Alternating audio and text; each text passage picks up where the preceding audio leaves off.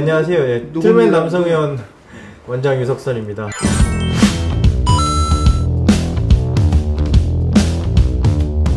오늘은 뭐 여러분들이 이제 비뇨의학과에 대한 이제 궁금증이 굉장히 많으신 것 같은데요. 그런 부분에 있어서 뭐 제가 하나하나 뭐 자세하게 제 뭐 치료나 경험담을 통해서 자세하게 답변 드릴 수 있도록 그렇게 하겠습니다.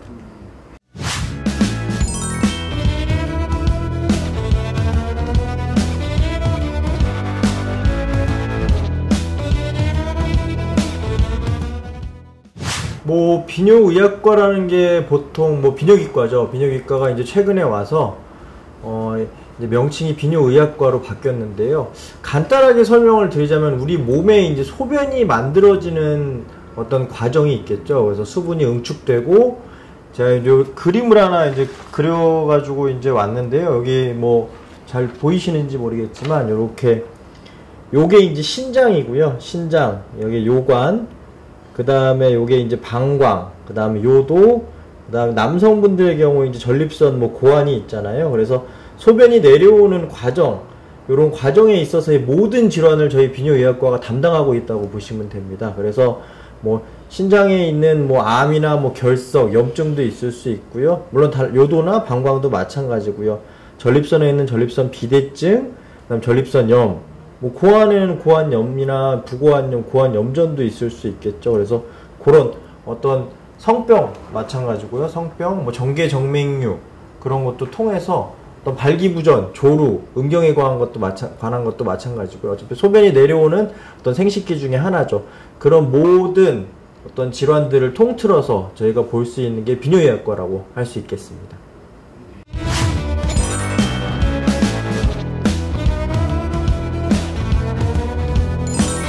일반적으로 뭐 저희 병원 같은 경우에는 일단은 성병이나 요도염이라 그러죠. 어떤 요도염으로 통해서 내원하시는 분들도 많고요. 또는 발기부전, 그 다음에 조루, 그 다음에 고환 통증이나 전립선 비대증. 특히 최근에는 한 5, 60대 분들이 전립선 비대증으로 고생하시는 분들이 꽤 많거든요. 그래서 그런 질환을 통해서 배뇨 증상이 있으신 경우 내원하시는 분들이 굉장히 많습니다.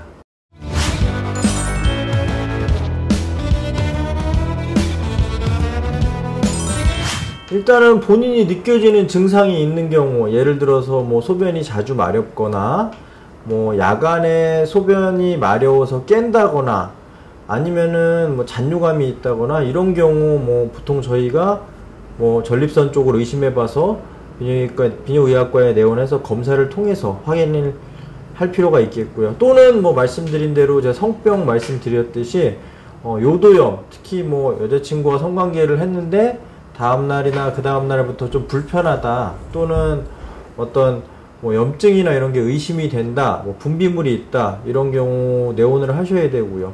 고환이 아프거나 뭐 예를 들어서 어떤 옆구리가 결석이 의심되는 옆구리 통증이 있거나, 또는 최근에는 또 많이 내원하시는 경우가 뭐 발기가 잘 안 되거나 또는 사정시간이 빠른 조루 증상이 있거나 이런 경우 내원하셔서 저희가 상담을 통해 한번 치료를 고려해 볼 수 있습니다.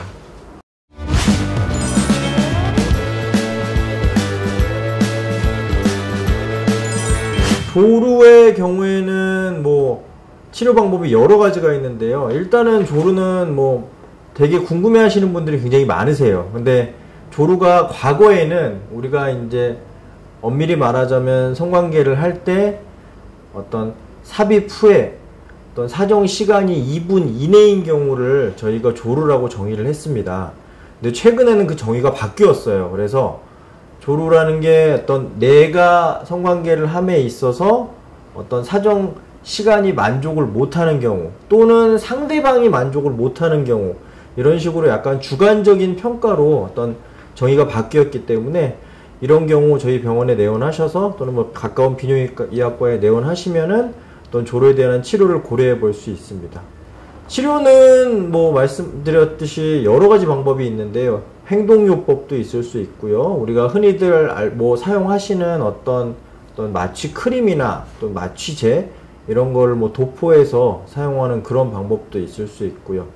그리고 또는 어떤 조루 수술, 보통 신경 차단술이라고 하죠. 이런 수술을 할 수도 있고, 확대 수술을 통해서 어떤 조로를 또 효과를 얻을 수 있는, 조로에 대한 반감 효과를 얻을 수 있는 그런 방법도 대표적으로 있을 수 있습니다.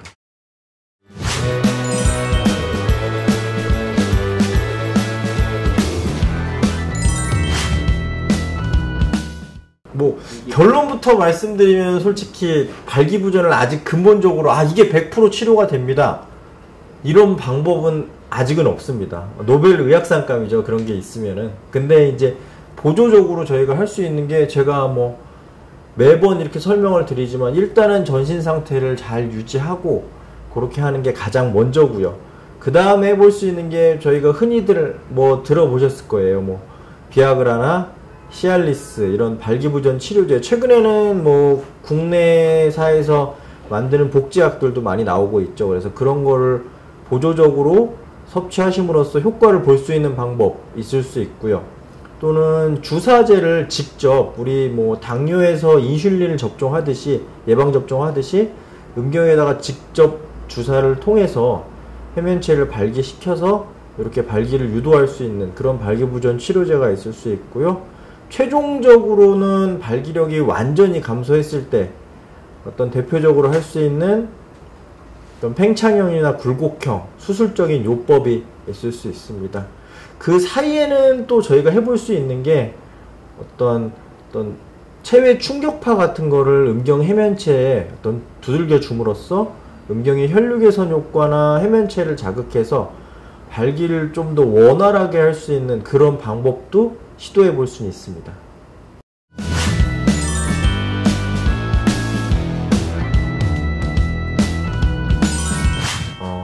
되게 어떤 음경의 크기, 정상 크기나 두께에 대해서 궁금해 하시는 분들이 굉장히 많더라고요. 그래서 저도 정확한 걸 보기 위해서 제가 얼마 전에 이제 비뇨의학과의 교과서를 한번 찾아봤었는데, 이게 뭐 우리나라 사람 평균은 아닌 것 같고요. 일단 전 세계적으로 어떤 조사한 거에 의한 평균 수치는 한 13cm 정도, 거기서 플러스 마이너스 한 3, 4cm는 있을 수 있겠죠. 그 정도로 예상하시면 되고요. 그리고 두께에 대한 정의는 찾지는 못했어요. 특별히 없는 것 같더라고요. 근데 많이들 이제 환자분들이 오셔서 질문하시는 게, 뭐 휴지심 같은 걸로 이제 물어보시는 분들이 굉장히 많은데, 휴지심은 굉장히 두꺼운 거고요. 예. 그리고 그거는 기준이 될 수 없을 것 같습니다. 그런 분들을 솔직히 말씀드리면 제가 본 적이 거의 없고요. 그래서 휴지심에 들어가고 안 들어가고에 따른 두께 차이로 어떤 판단하는 것은 좀 괴리가 있을 것 같습니다.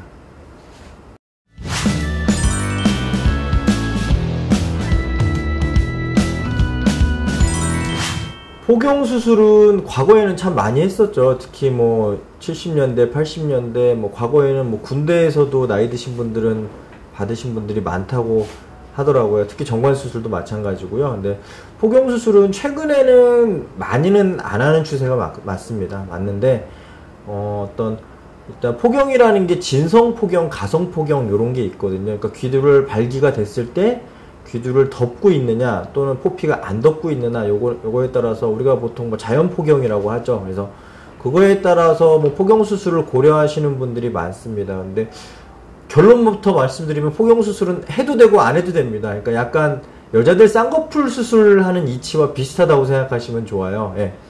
그러니까 쌍꺼풀 수술을 꼭 해도 되는 건 아니잖아요. 그러니까 이 포경수술은 뭐 제가 비뇨기과 의사기 때문에 드리는 말씀이지만, 저는 당연히 조금 더 함으로써 청결해지고 훨씬 더 깨끗해지고, 어떤 그 음경의 포피 사이에 껴있는 치구라 그러죠. 약간 노란색 어떤 그런 것들이 안 끼기 위해서는, 좀 더 청결하게 관리를 하기 위해서는 해주는 것이 좀 더 도움이 된다고 생각하는데, 꼭 필수적인 건 아니기 때문에 원치 않으신다면 뭐 안 하셔도 큰 문제는 없습니다.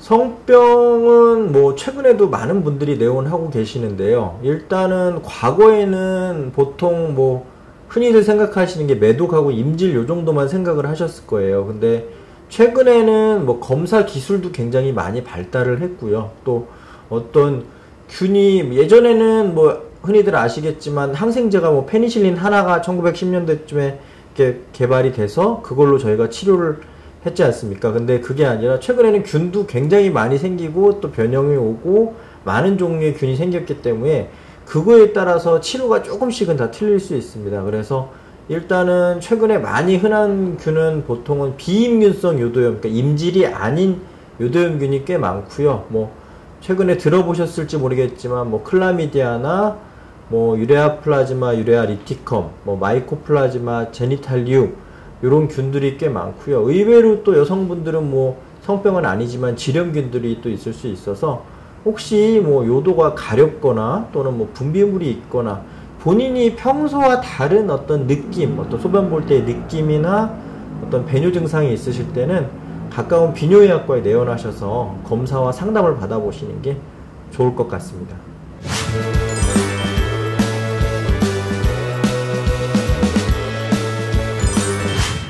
정기검진은 굉장히 중요하고요. 솔직히 말씀드리면 어떤 저희 환자분들 중에서도 뭐 많은 비율은 아니지만 주기적으로 와서 검사를 받으시는 분들이 꽤 많습니다.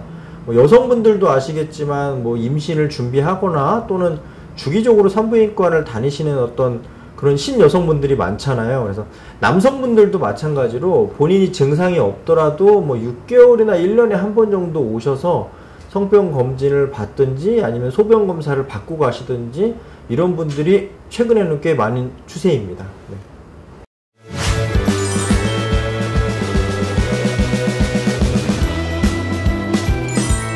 일단은 뭐 오늘은 간단하게 소개해드리는 자리라 제가 뭐 가볍게 이렇게 말씀을 드린 거고요. 더 구체적으로 뭐 드릴 수 있는 말씀도 많고요. 예를 들어서 한 카테고리만 찍어가지고 뭐 궁금하신 걸 또 올려주시면 제가 또 그거에 대해서 준비를 해서 어떤 그분에 대한 답변을 드려도 될 것 같고요. 어떤 뭐 댓글 같은 거 달아주셔도 좋고 어떤 그런 식으로 저한테 문의를 주시면 제가 그거에 대해서 자세하게 답변을 해드리는 걸로 이렇게 하면 어떨까 생각합니다.